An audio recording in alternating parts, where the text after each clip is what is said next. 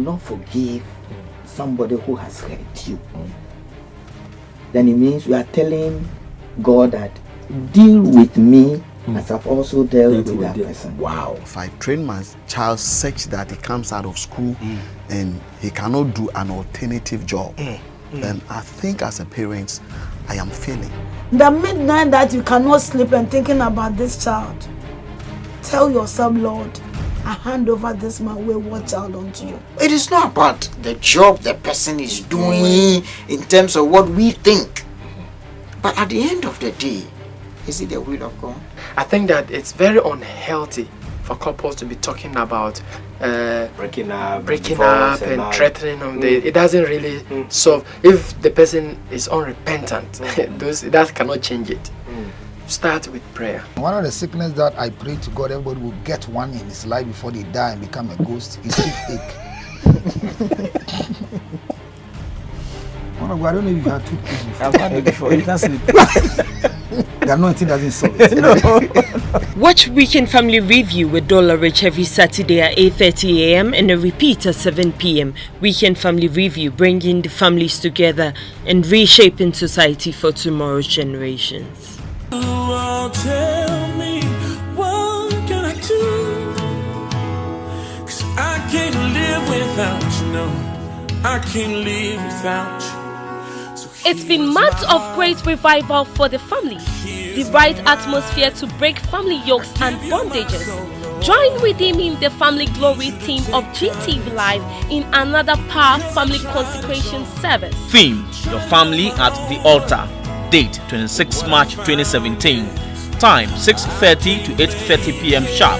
Host: ICGC Faith Temple of Angkor with Reverend Fifi Wilson. GTV Live, your religion and culture channel, invites the whole family to come and join the great family of revivalists. Evangelist Johnny Cole Dollarich of Weekend Family Review Show on GTV Live believes you can redeem the family glory through relentless prayer.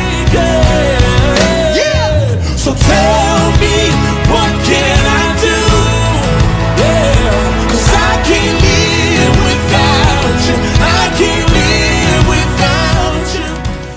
Hello, precious viewers. Wow, welcome to yet another beautiful weekend with us here on GTV Live. And you know, week after week, we come your way with this program, Weekend Family Review Show, with me, Johnny Cole Dollarich. And you know, our command still stands, and it says that we are bringing the families together and reshaping society for tomorrow's generation. This is our heartbeat. This is something we pray for every day, that the family will have unity among them. And just call somebody to call somebody to tune in to watch the program. But for those of you who are first-time viewers, the program is every Saturday at 8:30 a.m. in the morning, and the repeat is at 7 p.m. in the evening. So if you miss the morning, you can have a catch up at 7 p.m. in the evening. You know what? We still have our WhatsApp line up screen in our Facebook page, Weekend Review with Dollarich. Just get connected with us. Let's do the show together. After this break, I have some guests on set. They will get to have a chit chat with us on this program. But let's go for this quick break. We'll be right back. Tell me, what can I do? 'Cause I can't live without you, no. I can't live without you. It's been months of great revival for the family. The right atmosphere to break family yokes and bondages. Join redeeming the Family Glory team of GTV Live in another power family consecration service. Theme: Your Family at the Altar. Date: 26 March 2017. Time: 6:30 to 8:30 p.m. sharp. Host: ICGC Faith Temple of Angkor with Reverend Fifi Wilson. GTV Live, your religion and culture channel, invites the whole family to come and join the great family of revivalists. Evangelist Johnny Cole Dollarich of Weekend Family Review Show on GTV Live believes you can redeem the family glory through relentless prayer. So tell me, what can I do? Yeah, 'cause I can't live without you. I can't live without you. You're welcome back, and thank you so much for staying on. The program still continues, and it is the Weekend Family Review Show with me, Johnny called Dollarich. And you know what? Before the break, I said we still have our WhatsApp line up screen and our Facebook page, Weekend Review with Dollarich. Just get connected with us. Let's do the show together. And our core mandate still has not changed.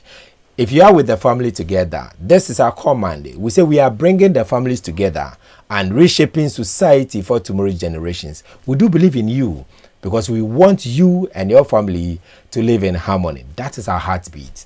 And we'll soon do our topic of the week, but I have this beautiful sister with me on set, and I'm kind of shy a bit because she's an in-law. And I want to take this opportunity to salute Bishop Yao Owusu Ansa, Resurrection Power and Living Bread Ministries, and at Dansoman, where I have families there, yes. And she will tell us who she is and the reason why she's here with us this morning. You are welcome. Thank you. And how are you? I'm good. You are looking all shining. Wow. Thank you. Wow. Okay, you tell us who you are and why you are here. My name is Mrs. Frida Omare Efriye from Resurrection Power and Living Bread Ministries and Suman Assembly. That's right. Under the leadership of Bishop Dr. Yao Owusu Ansa. Powerful. We having a program, Women Empowerment. We want to still empower the women. Powerful. In the time of Jesus Christ, women played important roles in the life of Christ. And so we still want to empower the women so that they take their stance. They shouldn't coil into their shells, but still stand and then be strong in the Lord. Wow. Women standing for Christ. Yes. That's powerful. Let's see. When is it starting? This program is starting Monday, 27th okay. to Friday, 31st of March. Powerful. And it's going to be powerful. I know. And it looks like this is the second time, right? Yeah. Okay. The first or last year, we started last year, okay. the same time. That's right. Yeah. That's right. And this year is the second. And this year, it's going to be more powerful than last year. I can imagine. Who are we looking at? Probably guest speakers and all that. Do we have some people in? Yeah, last year we had Apostle Lane, Mrs. Lane Kofi. That's right. And then Mrs. Celestine Donko. Wow. Many people know she sings, but when she's stands a powerful to preach, woman. That's right. Yeah, she's really powerful. And this year we are bringing new people. They are known in Ghana here and internationally. Wow. The Daughters of Glorious Jesus. Oh, my own people. Now the Pastors of Glorious Jesus. That's right. They were here, I think, somewhere last year on the show, and it was fabulous. Wow. And this time they are not going to sing alone. They are going to preach. Wow. Lady Pastor Monica Usuansa, the wife of Bishop. Mommy. Yes. That's right. And then Mrs. Cynthia Apiedu and then Mrs. Edna Sapon. Wow. So they are not going to sing alone. They are going to preach. They are going to teach us. They are going to empower us so that we will have a women force. Now, I'm sure you are watching, and I want to salute Daughters of Glory Jesus. I mean, wherever you are, I mean, you guys are doing awesome. I mean, from years we've been following you, and you keep touching life. Thank you so much for being part of this ministry where we are empowering women in our days. And then, you know, I'll keep saying that men build houses, but it's women that put home together. Yeah. And then I mean, if you are watching, please just make a time, 27th to 31st of March 2017. I mean, that's right. So please, wherever you are, just make sure. And location, I mean, some people are not so familiar with the area, so can you just give us the area a bit? Dansuman Assembly, we are at Sahara Down. That's right. When you get to Runabout, you moving towards last stop, just after the first traffic light after Runabout, the right turn, you will see our post there. You turn right and then you come down the road. Wow. You meet us right there. Wow. My father's house. My father's house. Yes. That's powerful. And if you're watching us, make time. What time is it? 5 p.m.? We're starting at 5:30 to 8:30. 8:30 in the evening? Every evening. Yeah. Okay. There are no morning sessions? No. Okay. So it's just the evening. It's going to be evening. We want everybody to go to work and then come back and then listen to the word of God. Right after work, you just drive through, and then after Dansoman roundabout, the first traffic light, you negotiate your right. You just go straight, you go up. You see the signboard there. It's not, I mean, just ask anybody, my father's house. My father's house. And then they'll show you. Just go there and God will touch your life. And I want to say a big thank you. Is there any other message you want to give to our viewers?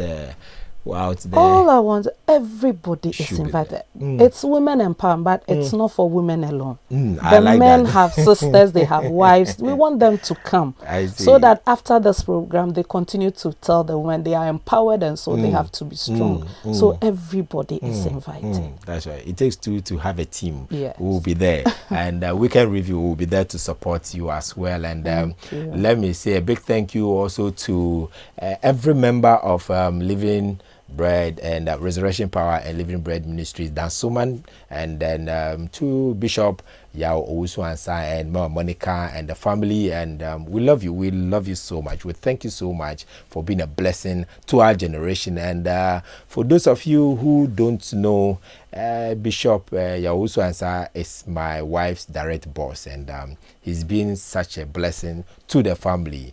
Thank you so much wherever you are, and I salute you. I salute you. We'll take this quick break. When we come, we'll be doing our topic of the week. Don't move. We'll be right back. Tell me, what can I do? 'Cause I can't live without you, no. I can't live without you. It's been months of great revival for the family. The right atmosphere to break family yokes and bondages. Join Redeeming the Family Glory team of GTV Live in another Power Family Consecration service. Theme: Your Family at the Altar. Date: 26 March 2017. Time: 6:30 to 8:30 p.m. sharp. Host: ICGC Faith Temple of Angkor with Reverend Fifi Wilson. GTV Live, your religion and culture channel, invites the whole family to come and join the great family of revivalists. Evangelist Johnny Cole Dollarich of Weekend Family Review Show on GTV Live believes you can redeem the family glory through relentless prayer. So tell me, what can I do? 'Cause I can't live without you. I can't live without you. You're welcome back. Thank you so much for staying on, and the program still continues, and it is the Weekend Family Review Show with me, Johnny Cole Dollarich. And let me see, our command still stands. We are bringing the families together and reshaping society for tomorrow's generations. We do believe in you and your family. We want you to live in harmony. Sometimes there are so many things that happen in the family and we get, torn apart. But we are trusting that the grace of God will hold us together. No matter what the difficulties might be, let's enjoy the harmony in the home. I'm so blessed having this men of God with me, and they are going to help us do our topic of the week. And but let me go to them and ask who they are and where they are coming from. I'll go to my far left. I have this mighty man of God, and he will tell us who he is and where he's coming from. Also, for you're welcome.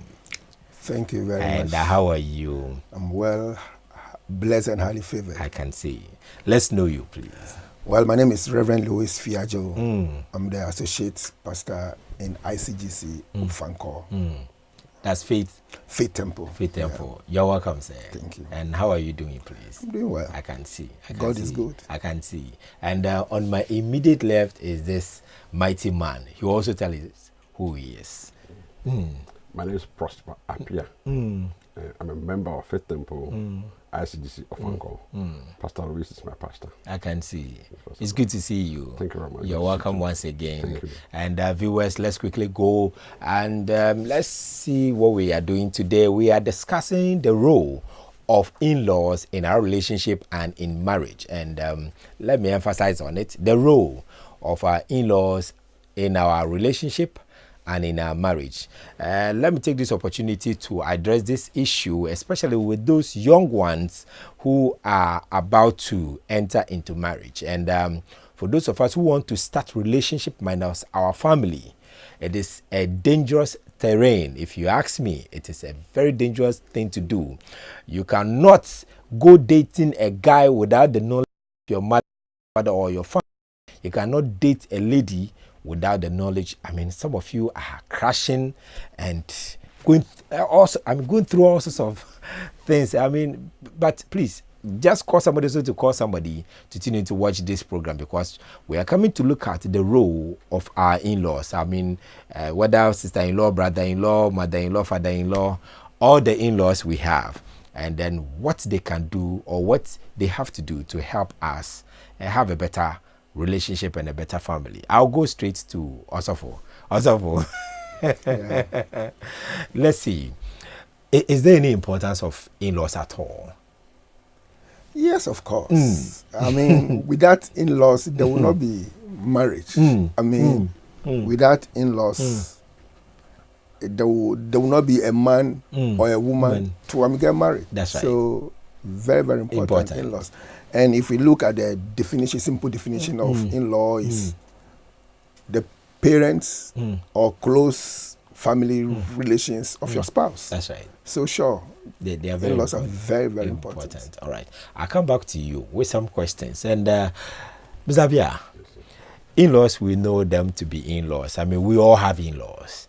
Now, first of all, let's find out. I mean, what are the major roles that in-laws play, especially if you have to be in a relationship or in marriage with somebody? Well, I believe, I think that parents has a big role to play.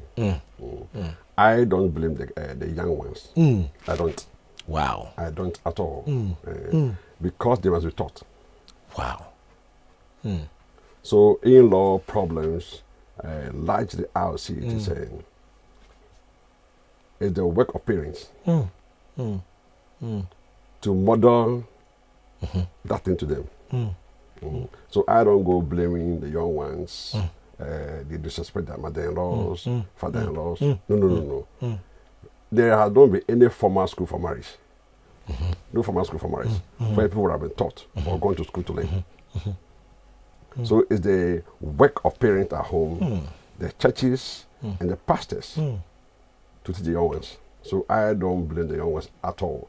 Wow. I don't. I'm getting to learn something this day. And from what Mr. Pierre is saying, parenting has to do a lot with if somebody is going to be an in-law or not, and if the young ones are going to learn something at all. We are looking at the family. We are looking at, like Mr. Pierre is talking about the fact that parents are supposed to be very much involved as to how relationship and this marriage thing all goes. And then let's take it from this point. If somebody is getting married to someone, the role that in-laws have to play, are they supposed to be very much, I mean, the nitty-gritty? Do we really have to be involved with every bit of the relationship as to what is happening, or do you have to relax and watch things, and probably if they come with their issues, then you can maybe give in your advice and all that? Yeah.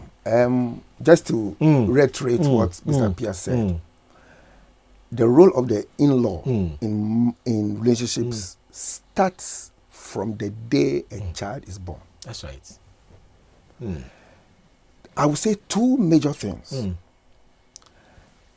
The parents who will become an in-law have the duty to continually lift their children before God. Always.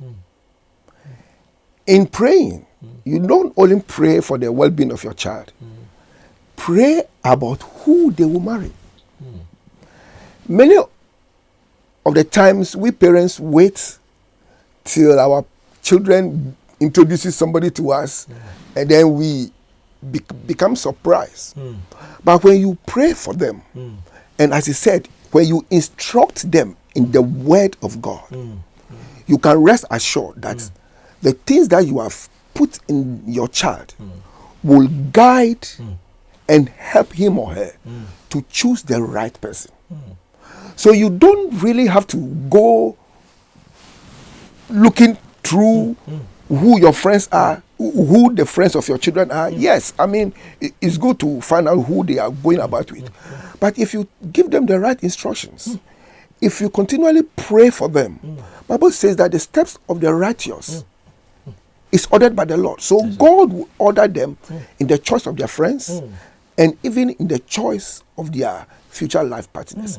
So to directly answer your question, parents don't necessarily have to be posting their nose. I mean, who is this? Who is that? Who is this? Who is that? If you instruct them and you pray for them, once a while, talk with them, then you know that your child will do the right thing. Amazingly, he talked about the fact that we have to pray for the family, and that is exactly what we are doing on the 26th of March, 5:30 p.m. sharp.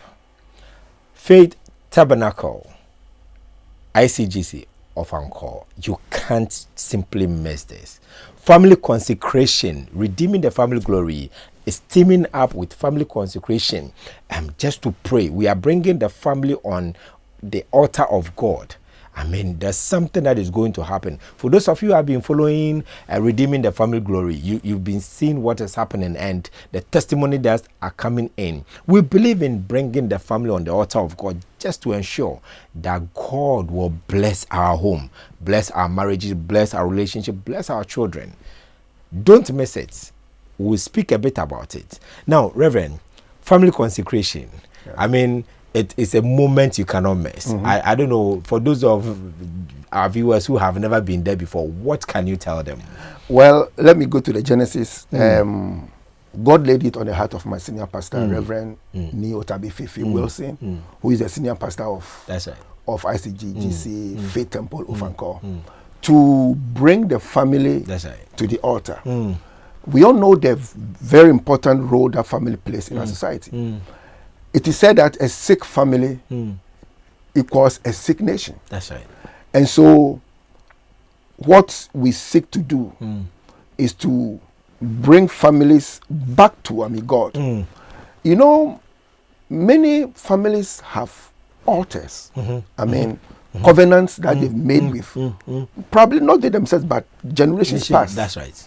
And annually or periodically, people go and sacrifice, right, even on behalf of families who don't even know about it. And the results or the consequences of such covenants and altars is depicted in high rate of divorces, even in Christian homes, in premature deaths, in wayward children, in all manner of negativities. So, Reverend Fifi Wilson, as instructed by me God, is seeking to bring families back to the altar. And what we do during the program is to raise worship unto God. And then he will lead the congregation to do warfare, breaking and revoking generational curses and breaking and altering altars that have been mounted on their behalf, and then invoking the blessings of Abraham. In fact, the theme for this family consecration is claiming the blessings of Abraham, as in Genesis 12, 1-3. And part of what we'll be doing seriously is to pray for the salvation of unsaved family members. Yeah. Now, Mr. Apia, I know this program is something that personally I feel nobody should miss. If somebody is out there, what can you tell the person?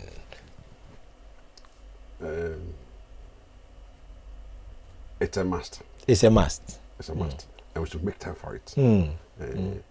I always look at certain things from certain angles. If today we hear there's going to be a football tournament, maybe Arsenal come to Ghana, everybody will come. That's right.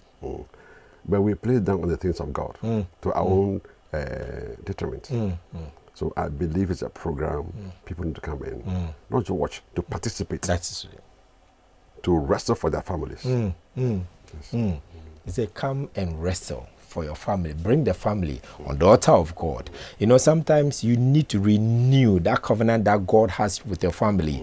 There are some of us that the oil upon the family, that blessing has become too old. We need new freshness. I mean, something new have to happen. You bought a car, you built a house, and you are just there. Come, God has something new for your family, and come and break altars, those demonic altars that is militating against the beauty of your family. And we are saying that bring your families and let us pray together. We are still discussing the role of in-laws in our marriages, and let me go to Mr. Apia. Let's look at it. He said something about the fact that we have to pray for our family. Yes. And then this is the starting point of it all, because if depending on the foundation you set for the family, that is how you build upon it. Now, let's go a bit critical into some of the in-laws. You know, we are talking about their role. There are some in-laws who are very, I want to use the word adventurous. They can really be terrible sometimes. You know, they put in so many things, and sometimes you see some of the sons-in-laws and the daughters-in-law trying to run away from them. But you being a marriage counselor, let's look at it. I mean, if an in-law is playing their role and it's not going down well with you, either the son-in-law or the daughter-in-law, what should you do? I remember 1974. I was just about 17 years old. That's right. One early morning, my lead dad called. Will I want to get married? I said, what a weird question this morning. That's right. I have not even tasted salt. Not even eating anything. Let's begin to pray. At that time, I didn't understand. But I respect my father. Once a while, we prayed. Now, a father of this caliber, I believe, may be a good in-law. At that time, he asked me, I should pray. And it seems to me, in-laws have expectations. That's right. Some justified or not justified. And that's why I said earlier on that I don't blame the young ones. Not because anybody, for example, my daughter had her birthday yesterday, and she will be marrying.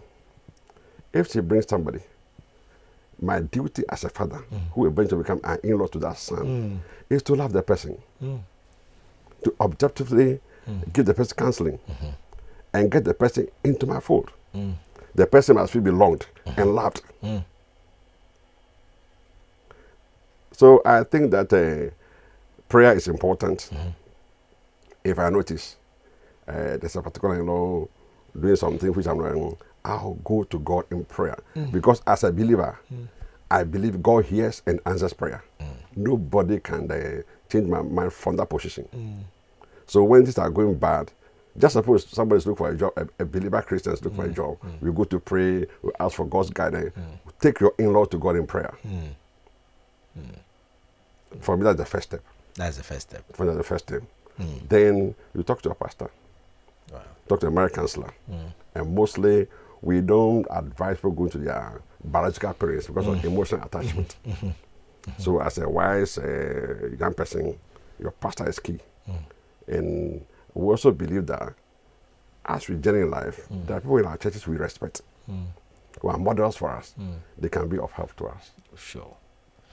Reverend, in the same line, if an in-law probably have, like Mr. Pia is saying, that an expectation, probably your father-in-law or your mother-in-law has some kind of expectation about who he or she wants the son or the daughter to be with and all that, and they come in with all these frictions. What do you do? Well, as an in-law, apart from praying and instruction, what you do is to recognize that that in-law is coming from a different background. That's right. His or her parents have raised him up differently. That's right. He has different values and different principles and all that. So what you must do is to respect that in-law's values. And know how you can relate with the person. Your expectations may not be what your child has brought to you. That's right. It is your child who has brought this guy or lady and said, this is the one I love. If you have not done your homework, then it's too late for you to come bombarding your in-law. You have to, as he said, you have to create a conducive atmosphere where the in-law, either the male or the female, will not feel threatened. Now, our expectations have the tendency to make us look down upon people because they are not matching up to our expectations. That's right. But if you do that, you will have an enemy for life in an in-law. Take the person as he or she is. Pray that God will. That's right. We on our own, no matter what we do, we can talk, we can counsel, but change comes with the help of the Holy Spirit. So relax. Let them, the two of them, go ahead, make their mistakes, correct them. If they come and they ask for advice or counsel or support, be available to provide. But please, you do not go banging on their door. You do not go intruding, That's right. in their affairs. Just as I, as an in-law, left my parents and bonded with my wife, and we built our family together. Let's give them also the opportunity. They'll make mistakes. Yes. I've also made mistakes in my marriage. But I learned from those mistakes and moved on. Allowed them to also go through the same process.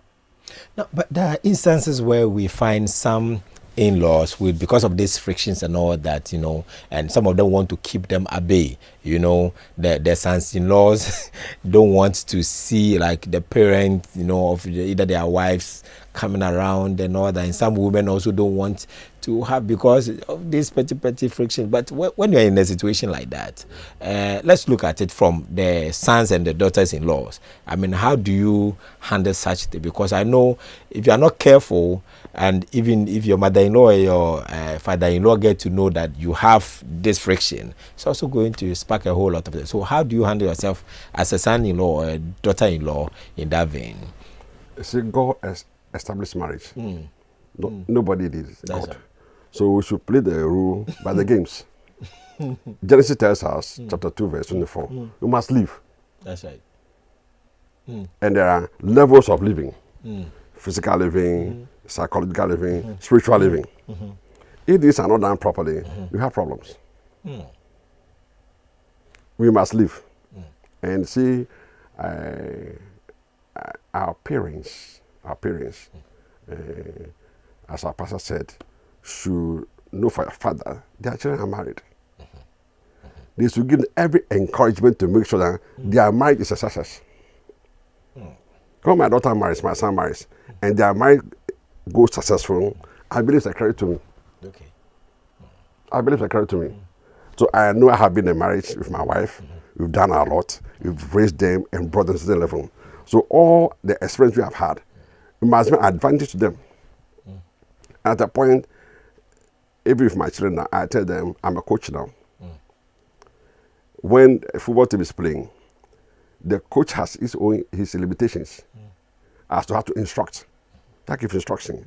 But when we are on the training ground, the training also is different. Yes. So as our pastor said earlier on, the work we do as parents before our children go and marry is very critical and key. If we fail in that level, then we shall have in-law problems. That's to me. If you do our work properly. Take, for example, a case in the Bible, Jethro and Moses. It's a very beautiful, it's one of the best I have read in the Bible. That's right. From day one. And the role Jethro played in the life of Moses, we all know. So it's very critical for parents not to be self-centered, selfish. It's very key. our children are not gold mines for us. They are not gold mines. This is deep. They are not gold mines for us. They have invested, so you have to come and pay royalties. No. Our children must be helped to live their own lives. But is it in our culture, in our society, where we've gotten to, you get married and it is assumed that, oh, now you are up to it. If you're able to take care of a man, or if you're able to, now you should bring something home, When these things start, I know. Which home? Which home is the person bringing it into? The mother-in-law and the father-in-law also want to receive that because, one, they look at a young man. Now you have money to do your wedding. Mm-hmm. Probably you bought a car. You started moving up and down with your wife. It means you are up to it. So you should also, they said, we look after you for you to have your teeth. So you should make sure to also lose our teeth. Yes, there's some truth in that. The Bible even enjoins us in Timothy to take care of our parents. That's right. But there must be a balance. A balance where we do not go to the extreme, expecting that we will become, because we've taken care of them, we are now dependent on them also to take care of us. If you train your child well, you will not ask your son at the end of the month to come and give you something. He knows. He knows the responsibility that he or she has towards his or her parents. But we must understand that when our children get married, their first loyalty changes from their parents to their spouses. That's right. So there must be a balance. Yes, we expect our children to turn and look at their parents, yes. And they will, depending on the relationship, but it must not be something demanded. It must not be something you must do it at all costs, even if you know that your child is struggling. If you know that your child, there are challenges he or she is going through. So there must be a balance. That's what I would say. Yeah, because you see, I'm asking this question because I've seen in some content because of this show, and for those of you who are watching, and we still say we are bringing the families together and reshaping society for tomorrow's generation. This is our core mandate because we do believe in bringing the family together to live in harmony. I'm asking this question because the kind of course that we have week after week, throughout the week we are receiving calls on counseling and people bringing issues here and there. A gentleman called me and he is having a problem with even his parents. The problem is this: they feel he's taking care of the wife. It's all about, dishing out for the wife. The wife is looking so glamorous, good and all that. He's not taking care of his family. But when I spoke with him, the whole thing is this: it is even the woman's, chunk of money that they are depending on. But the parent feels that he's married now, he's making it, he's not taking care of them. And at the point when he discusses this issue, it's even becoming a friction between he and the wife. Because, it's as if he's not taking care of the parent. And the wife is also feeling bad because the parents are thinking that way, and all that. But even though they are doing their best, but he feels the pressure is too much for him. When you have a young man facing such an issue, what do you say? I remember I grew up with my grandmother. I didn't know my mother. I grew up with my grandmother, and God bless my grandmother. When we have our first child, I think 84, 86 thereabout, we to remit her. And she sent to me, telling me that I should be sending her provision, milk and whatnot, because she's old. I should focus on my children. Wow. My grandmother. She was now 80 years old. And she looked after me from the age 6 when our mother died. We're 3. So I believe that parents might begin to rethink, and they must go back to what the Word of God says. That's right. Most parents are unbelievers. They go to church, but they don't take the things of God seriously. They pay lip service to the Word of God. It's God who instituted marriage, and marriage must go God's way. It's not our culture. Once we come to accept Christ as our Lord and personal Savior, and we decide to walk with Him, we must yield every area of our life to Him. That is me. So, as someone at my age now, what would I put on? How many clothes will I wear? And what am I going to eat? Maybe I can't take a bottle of Coke now because of health issues. So what demand am I placing on children? That's right. To your own detriment. So we must become friends to our children and their spouses. Love them. Succeed. Yes. If there are opportunity, average, you can open for them, do it for them. I am very interested in who will marry my children.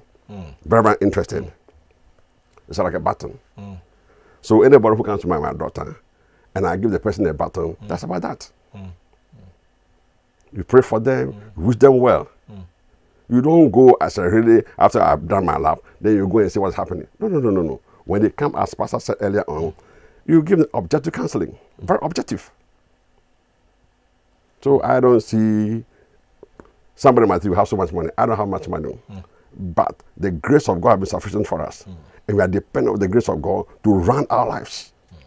So we don't put unnecessary demand on our children. You will notice that even children now, 27 years, I have hypertensions.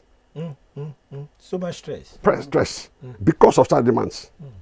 We are not saying we'll not look at our parents. I'll be glad when my children visit me. When they get old and they marry. I'll be glad to see my grandchildren. But to place unnecessary demand on them is ungodly. Also, I know sometimes the kind of things that happen in certain homes. I mean, and especially the young ones in the system now, those who have been married for 5 years, 2 years, 3 years. Sometimes you see they have backlog of issues. I mean, some kind of debt they have to pay back and all that. And when this pressure from home is also coming, they kind of like they don't know how to handle themselves. But let's look at it.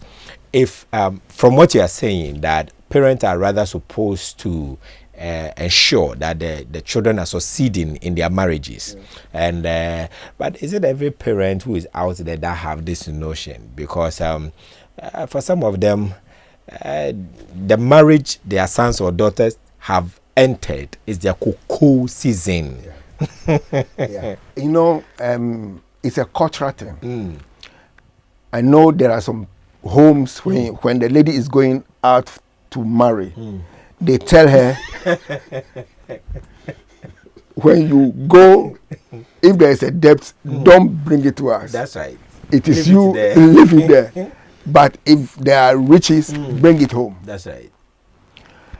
And as you said, people see their in-laws as, in quotes, money-making machines. And in doing that, they will want to determine what type of person their children should marry. So even if their children is not in love, because the person has money, because of what they will gain from the marriage, that's right. They will push. And we have seen how such many of such marriages ends up because of this very thing. It has become business ventures. For God's sake, our children that God blesses us with, we have the responsibility of taking care of them, setting them up. And then we know that we have done our bits. We are not required, because we've taken care of them to university, they have done their master, they have done that. So they should come and repay us. In fact, there's a joke that I heard that a parent from class 1, he wrote down all the fees that he paid to the tertiary level. That's right. And he had calculated everything. And when the lady was going to get married, he showed her this. This is the amount of money I've spent on you. When you go, don't go and spend all your money on your husband. Make sure that you come and pay. Wow. I mean, wow, irresponsible. This is serious. how will your child, so your child will see you as a tax master who had plowed and is expecting harvest. When God blesses you, responsibility is upon you to bless your parents. I believe in balance. In talking about this thing, some children and in-laws also have the ability to take care of their parents and their in-laws, but they deliberately refuse to do it. If the children also know that their in-laws have toiled before they had come to a mistake, it is just right for you to look back and just say thank you on their birthdays, on occasions. Go back and let them appreciate. Even the thank you from your in-laws, the blessings alone is so much. So in looking at these things, there necessarily must be a balance. Yeah. Reverend, let's look at this, Mr. Pia. I have seen a couple of times that there's this notion of, we've discussed it here some time back, and then some people having some kind of notion about their in-laws, tagging them with some kind of some form, all this, their own beliefs and all that, and therefore you can't even come to my house. I don't want your mother to come here. I don't want your father, your brothers, I don't want them to come here and all that. And then, you are in love with the woman, but the family, you don't want to have anything to do with them. You are in love with the man, but his family, you don't want to have anything to do with them. You see, these are things which are happening out there. If you have such a crisis, how do you handle yourself? You see, our pastor has said something earlier. The homework we do, the homework we do is very important. That's right. And also, I believe that the pre-marriage counseling is very key. So, as it were, to cleanse people's mind, to cleanse their mind. Because just like the stepfather, stepmother, all step-parents are witches and wizards. So, in-laws are all bad. It's not the case. It's not the case at all. And the French has a word for the in-law, my beautiful mother. My beautiful mother. I'm not a French person. If my wife were here, she's a French person. My beautiful mother. So the way I relate with my mother, my father, that's my cousins, brothers, I must be able to do the same. Because Jesus said that, do unto others as I want them to do unto you. That's right. So I think that education is key. That the counseling, somebody was telling me the last time that when you go to the Bible, you don't see a lot of teaching on family life, in-laws, but we see the Bible in its entirety. All what the Bible teaches, if we apply it and take it into our marriage, our relationships will be good. That's right. So taking the word of God, living by it, knowing that I'm accountable to God, knowing a time is going to come, God will call me into judgment. So we don't take relationships lightly. As a matter of fact, if you are very friendly to people, you have a lot of friends, your social networking will be good. So I believe that people should need to respect people, whether in-laws or not in-laws. If you have that kind of a culture in you and you grow with it, whatever you meet, you respect the person. So it's key. And to add to what you said, if you intend to stick with your wife or your husband, that means that you are stuck with your in-laws forever. That's right. This is somebody that has been brought up in a family. If the mother and the father were a witch or a wizard, did that child grow for you to come and marry? So we need to disabuse our minds in assigning any mishap that happens in our marriages to our in-laws. I don't believe that there's any parent who wishes that the child should fail in life. That's right. There's no godly parent who will wish for the child to fail in life. So, in tagging your in-laws as this and that, we must re-look at that. Jesus Christ said something. Remove the plank from the eye, and then you can see clearly to remove the speck from somebody's eye. If you are going through challenges as a couple, look into your life. Look at the things that you, or the causes of what are happening, and stop tagging your in-laws as witches and wizards, or they are responsible for what is happening to you. You are still watching the program Weekend Family Review Show right here on GTV Live, and we are discussing the role of in-laws in our relationship and in our marriage, and it's getting quite interesting. But we still have our WhatsApp line up screen and our Facebook page, Weekend Review with Dollarich. Just get connected with us. Let's do the show together. And let me ask this question that I'm sure you want to ask us. Can someone have a good marriage or relationship minus the in-laws? Is it possible? Yes and no. I know a couple, and when they're going to get ready to get married, so when we leave, there will be a lot of interferences.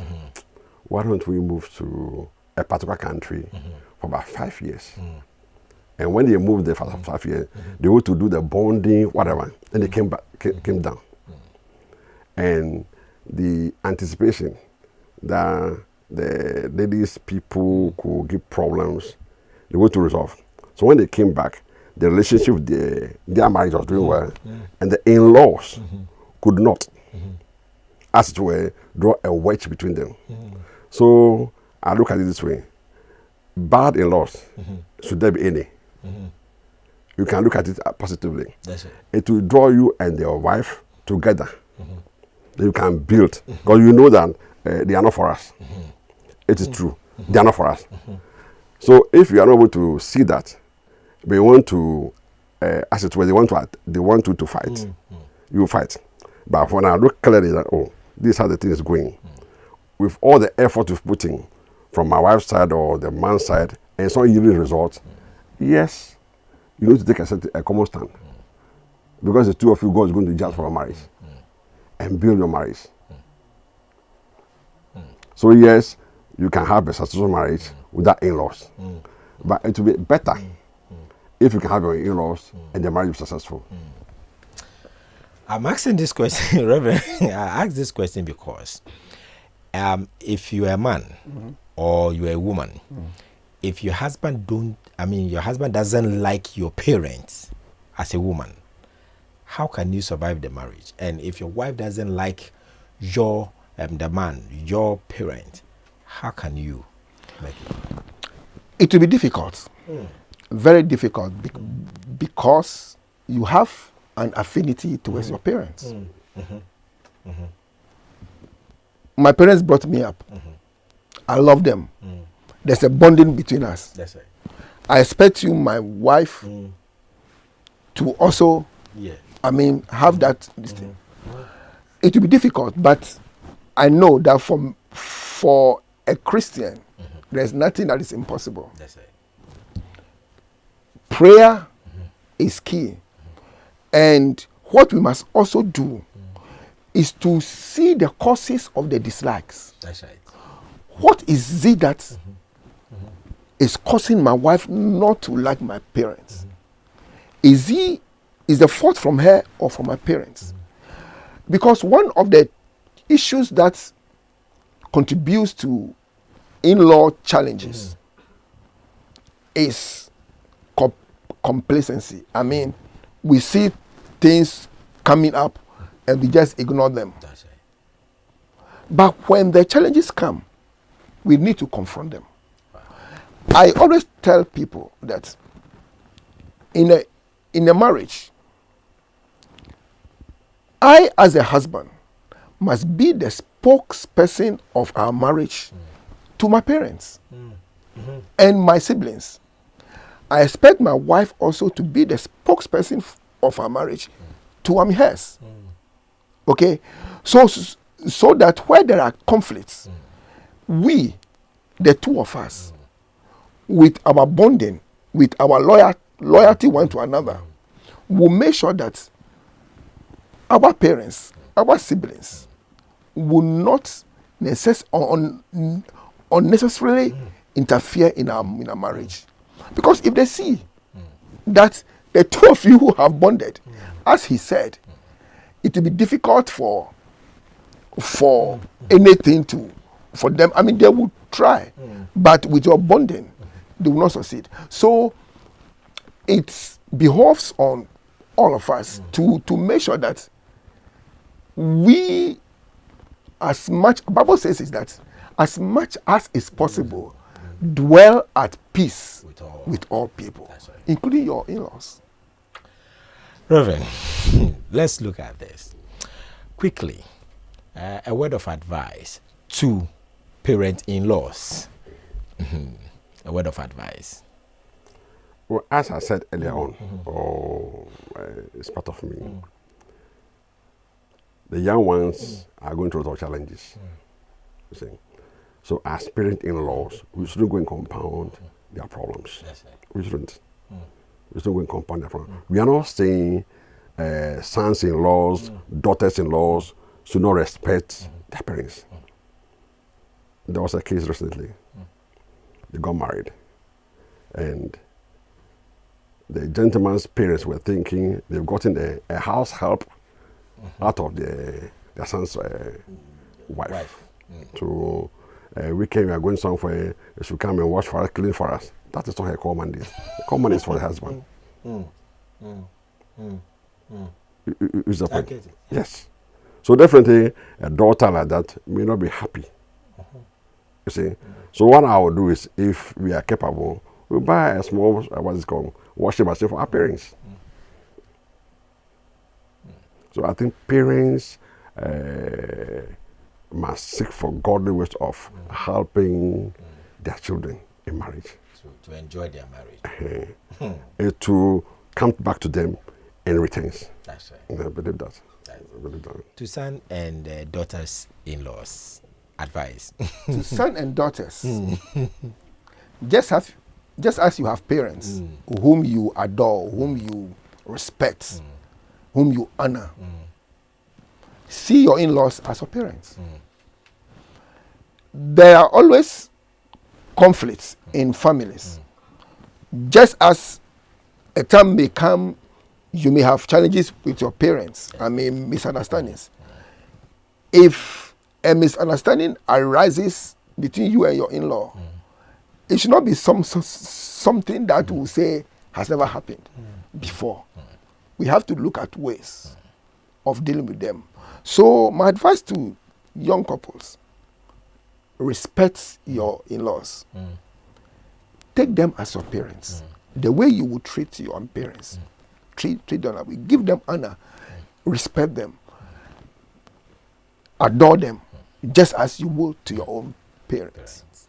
And God will bless you. And definitely God will bless you. And let me take this opportunity to say a big thank you to Reverend Lewis for passing through the program. I'm so grateful. Thank you so much for coming. And Mr. Apia, thank you so much. Okay. It's been an honor having you. And the program is Weekend Family Review Show here on GTV Live. And please, on the 26th, 5:30 p.m. sharp, Faith Temple, ICGC of Anchor. I mean, if you get to the of Anchor roundabout or just the overhead there, just ask anybody you are going to ICGC. It's just a short distance from that place. You can even pick a taxi or something. You can just walk around the area and just come and ask anybody, just the of Anchor. If you are going to Asofa Road, just on your left, you branch there. It's just, I mean, you can find a way out there. Just join us. Bring the family. Probably you have a conflict in your relationship with your in-laws and all that. You have some challenges. Your family is breaking. Don't break that family. God can hold you together. I know. I've seen it before. I mean, God is able to do exceedingly abundantly. He can do something beautiful for us. You have no idea. Just come, bring your family on the altar of God, and you see the glory of God. We'll see you same time next week. But remember, if it is God, you are sure to win. Trust me. We'll see you same time next week. A big thank you for watching. God bless you. Tell me, what can I do? 'Cause I can't live without you, no. I can't live without you. It's been months of great revival for the family. The right atmosphere to break family yokes and bondages. Join with him in the Family Glory team of GTV Live in another Power Family Consecration service. Theme: Your Family at the Altar. Date: 26 March 2017. Time: 6:30 to 8:30 p.m. sharp. Host: ICGC Faith Temple of Angkor with Reverend Fifi Wilson. GTV Live, your religion and culture channel, invites the whole family to come and join the great family of revivalists. Evangelist Johnny Cole Dollarich of Weekend Family Review Show on GTV Live believes you can redeem the family glory through relentless prayer. So tell